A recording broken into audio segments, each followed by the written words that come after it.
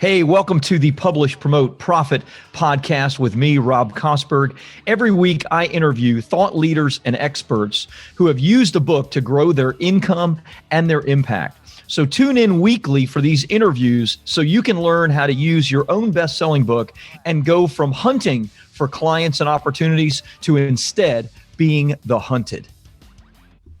Hey, welcome everybody. Rob Kosberg here, and have, I think, a very exciting guest, someone that you're going to absolutely love for the Publish, Promote, Profit podcast. I have Lisa Chastain with us today. Lisa is the #1 best-selling author of Girl, Get Your Shit Together.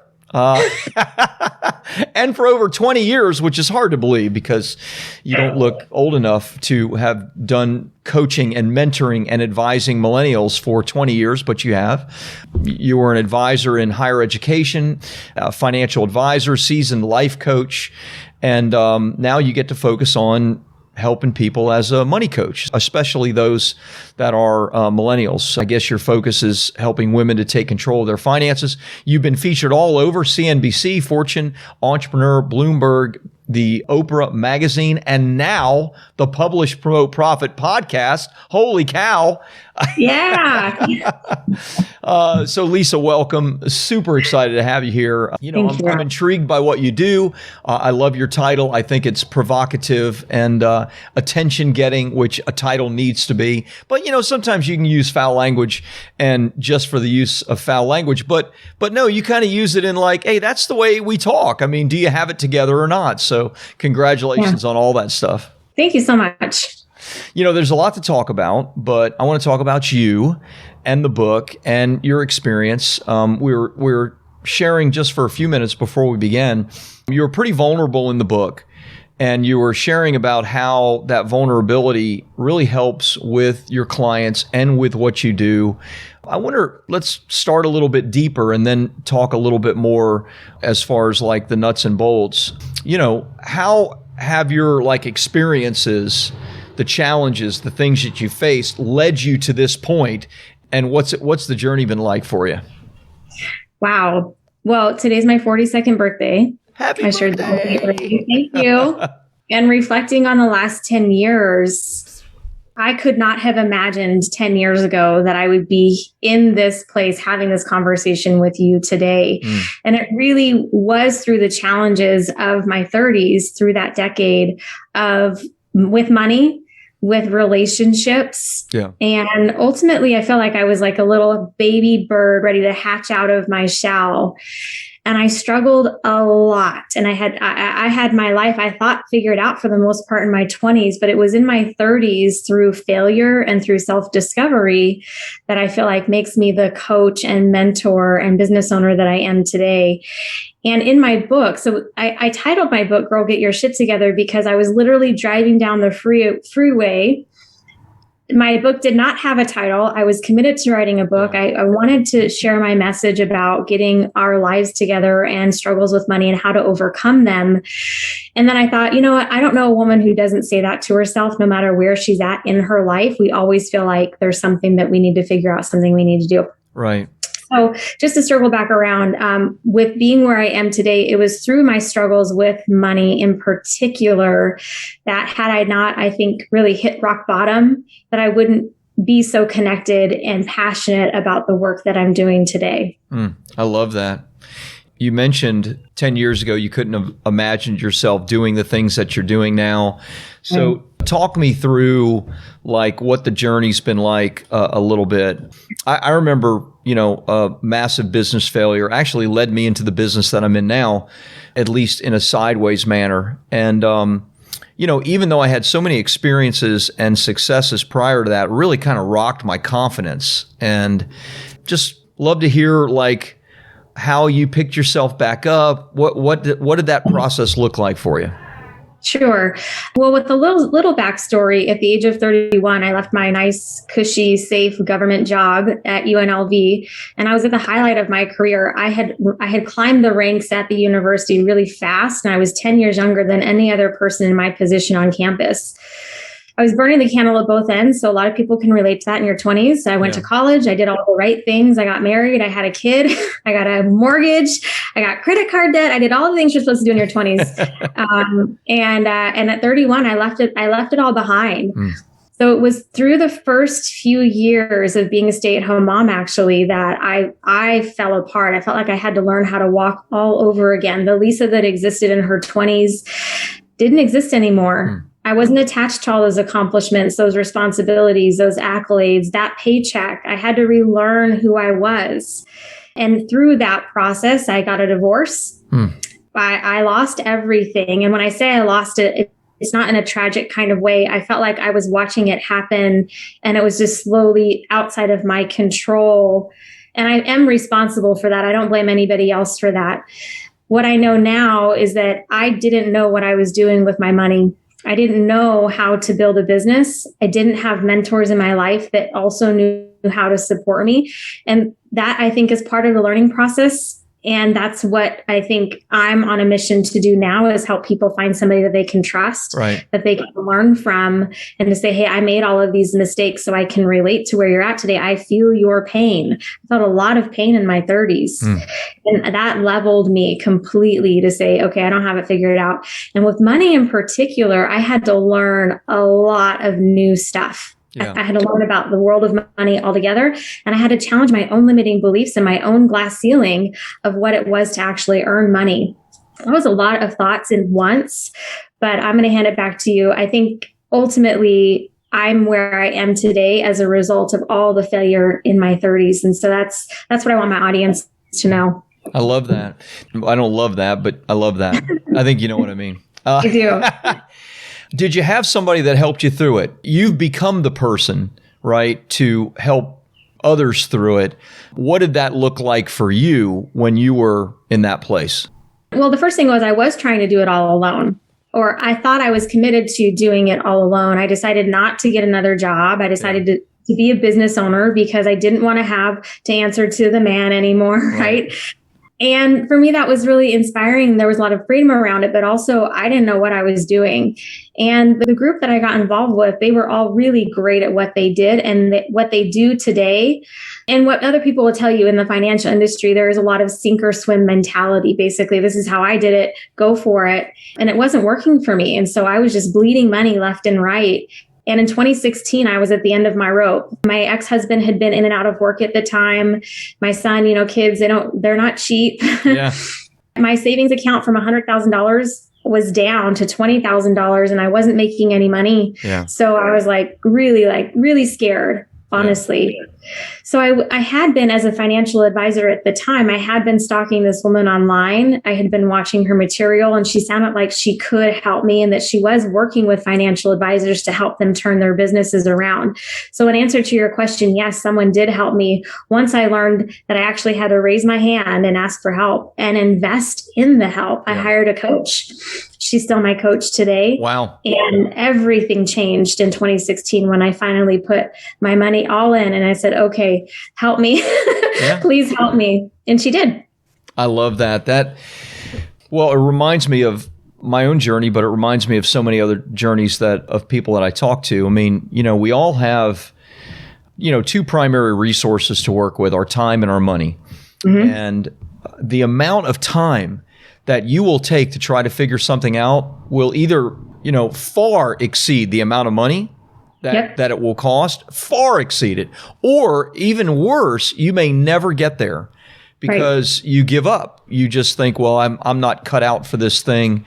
And so, wow, that's a bold move though, to hire a coach with only 20 grand left with, as a single mom with kids, and that's definitely all in. So I congratulate you for that. That had to be difficult. It was crazy. I'm sure. Crazy. I'm sure. She said, pay me this. And I had enough money to live off of for a few months. I gave her the rest. I flew to New Jersey and I was like, I'm in. And what I love so much about that was that it didn't make any sense. It was a huge risk. And ultimately I was betting on myself. I had enough confidence. I had experienced a ton of failure. But one thing, my resolve to figure this out and be successful was there. And then my confidence in her ability to help me, that together turn things around very quickly. Yeah. But it took me investing the time, it took me investing the money, and it took me investing in myself to say, okay, girlfriend, now's the time. If it's now or never. Yeah. Yeah. And like that, I was not quite through my divorce yet. I actually hadn't started the divorce process at that time, but I knew in the back of my head, that's where I was headed. Right. And I knew if I had to make it work. And in 10 months, I created a 6-figure business. Congratulations. That's fantastic. Yeah. Well, you said it. You bet on yourself. You invested in yourself. I'm sure this happens to you as a coach. It happens to me all the time.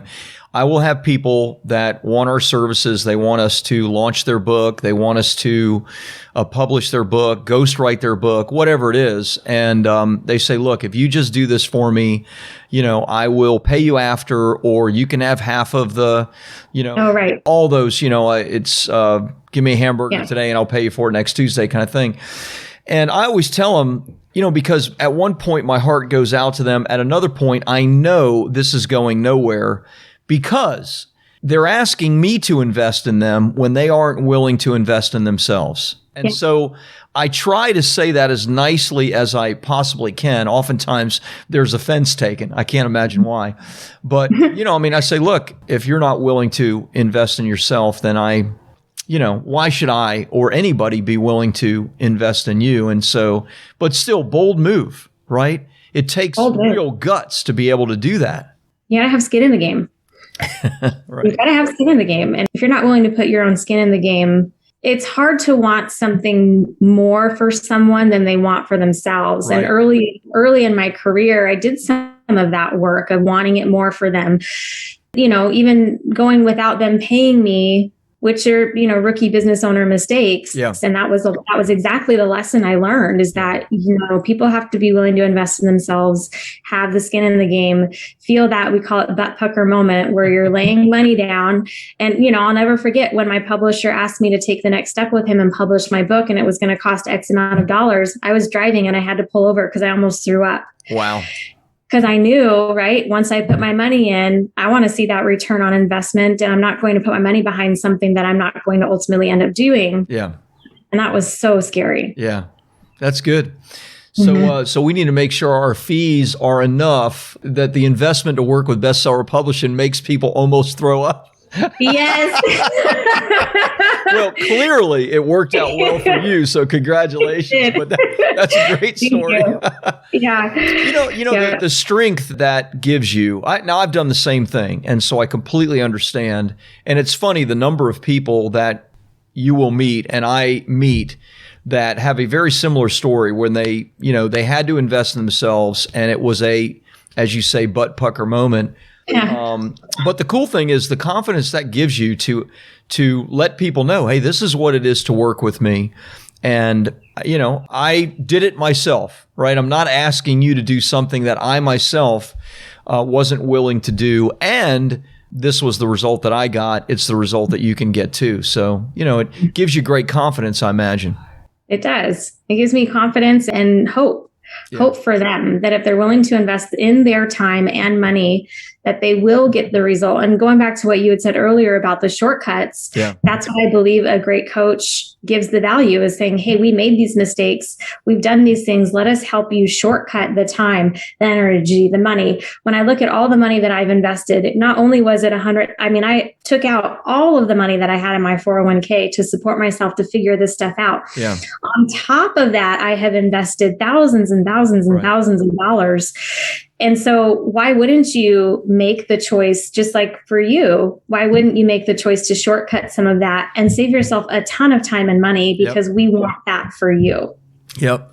I talk to people often about my $1 million mistake. When I was coming off my business failure in 2007, I owned 3 real estate companies that were doing over $100 million a year in transactions, and it went to zero. And I was advised by a couple of mentors that if I'm going in a new direction, I should write a book. And that rang true to me at the time to build my kind of foundation on the book.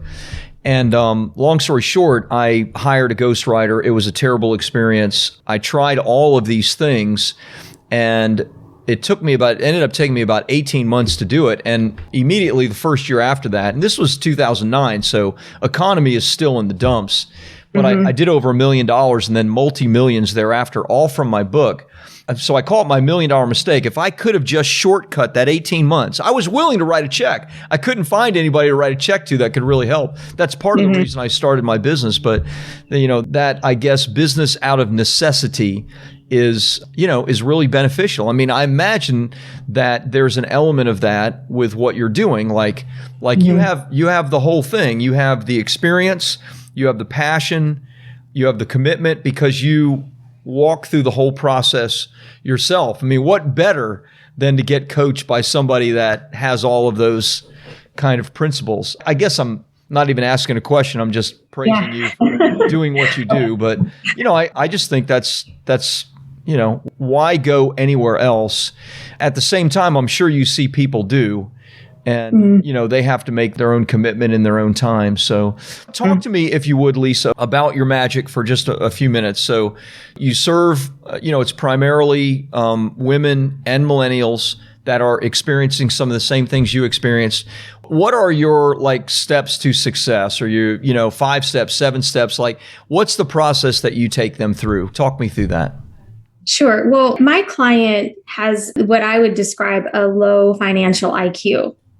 I didn't say IQ. They're very bright. They're very successful in their own way. It's just that somewhere in their lifetime, they never got the education or the learning that they needed to understand finance. And the way I describe it, it's like it really is like learning a foreign language if you don't know the language of finance. And I think that's very intimidating. So in my world, the very first thing that we do is just start with very simple, very casual conversation about money. Okay. And I don't take for granted that my clients got the basics. And for so many of them, they just got the school of hard knocks when it comes to money. So we start with setting a really solid foundation of how to actually look at your money so that you can make decisions with it. Okay. And I would say that for the first 6 months to a year, that's what we're working on with our clients. One is money mindset, so that they have the confidence that they actually can have whatever it is they say they want financially, that they can invest, but we can't start there. Yeah. We have to make sure that they understand, okay, do you know what you're making, what you're spending, and what you're keeping every single month? It's that simple. Yeah. We don't start with budgets. We start with very simple foundational tools. We build from there. The next step then is just teaching them how to save. And I know that getting out of debt is a huge, huge challenge for millennials in particular, but really Americans. Yeah. I can't even start with getting out of debt because I have to teach them how to save. Right. And then once they learn how to save and actually hold on to money, so they have to learn how to spend their money in a way that helps them save their money. Then we can talk about getting out of debt, and then all of the other magical pieces of money that come with it, like investing and cryptocurrency. But people tend to want to start with that stuff because that's what the industry is talking about all day long. And I'm saying, hey, back up. Yeah. So the magic in our world is we're going to keep it simple.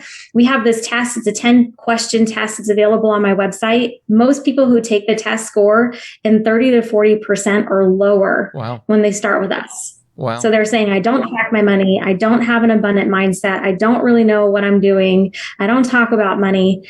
By the time they graduate in our world, they're scoring 80 to 90% on that test because they've built the foundation. Yeah. And their lives have been changed in the process. Yep. Yeah. Congratulations. Really, really cool. So let's change gears for a minute and talk about the book, but not so much the book and how it's helped others. We've talked about that. Let's talk about how the book's helped you. You wrote that with a purpose. And oftentimes, hopefully, the purpose is dual-fold. It's, I want to help others, but I want this book also to help my cause, my business, whatever. Talk to me about how your book has helped you to grow your authority, any specific stories around attracting of clients, et cetera. Sure.